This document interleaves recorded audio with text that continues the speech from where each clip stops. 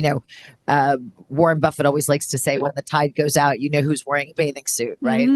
I think he says it more eloquently than I just did. But, how do you, what were your other takeaways? What, lessons learned from what was a really hard time for all business, but Broadway and the arts in particular? Well, I think any industry that relied on people being in a room together certainly were affected the most. I think what a lot of us learned was we really need this. We like being in these rooms. It's great that the technology is better.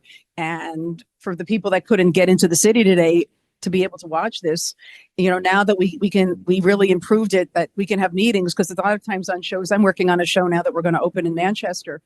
And Manchester in the UK, not in New Hampshire.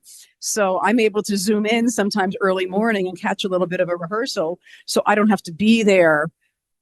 So the technology part was good, but what we of course know that we missed is the energy of being in the room together, and what we get out of being just as humans and as people, and what we can do.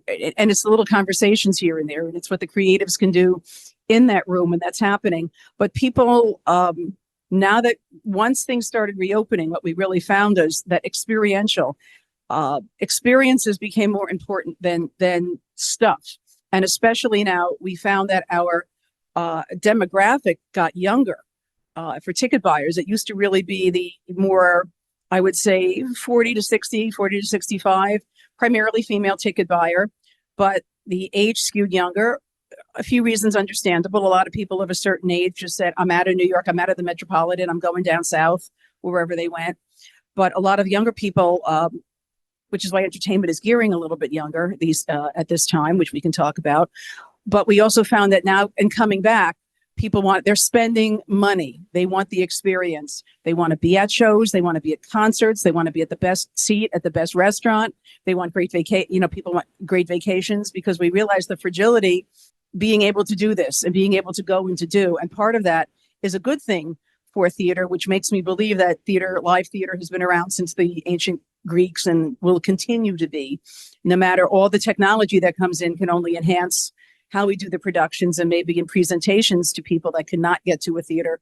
But in saying that, I've seen some of my own shows dozens of times, and it's the same show, but it's the energy of the audience back to the people on the stage and backstage, and the back and the forth that tweak that experience. They know with certain shows that certain areas, that certain things get the laugh or get this response or get that response. And they can you tweak pricing by using that data? Oh, 100%.